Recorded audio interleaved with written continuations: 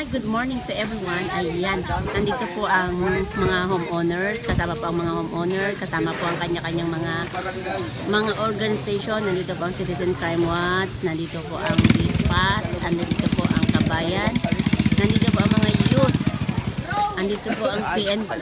So, thanks God, we can join here at ang Mono Rizal, nandun namin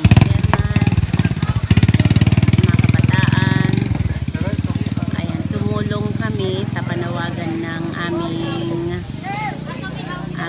kasamahan na CCW dito sa Angono Rizal. So kaya na aming kasama ang mga PNP. Ayan. So Citizen Crime Watch. Ayan. So we said mag-iikot-ikot daw dito sa loob ng subdivision kasi ito ay isang subdivision. May bago po kasing pamahalaan na bago na po yung presidente po ng homeowners. So ito, nagkaroon po siya ng project na magkaroon ng clean and dry. At nag-invite din po sila ng mga kasamahan, ng mga grupo.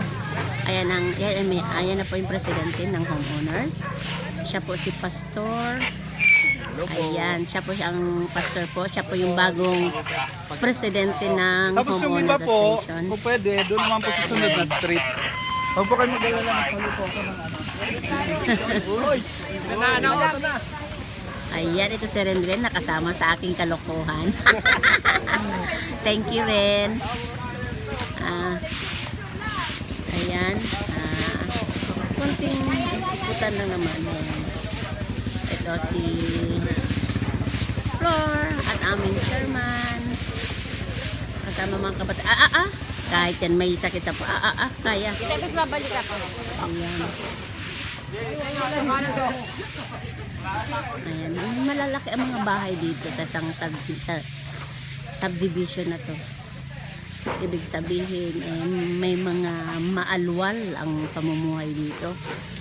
So, ito yung bagong nila, grupo. May bagong pamahalaan kasi bagong nahalal na presidente ng homeowners. So, yun yung una niyang project, clean and drive, kasama ng mga kabataan. Ayan. At kasama ang inyong siyempre ako mawawala ba sa line up. Ayan.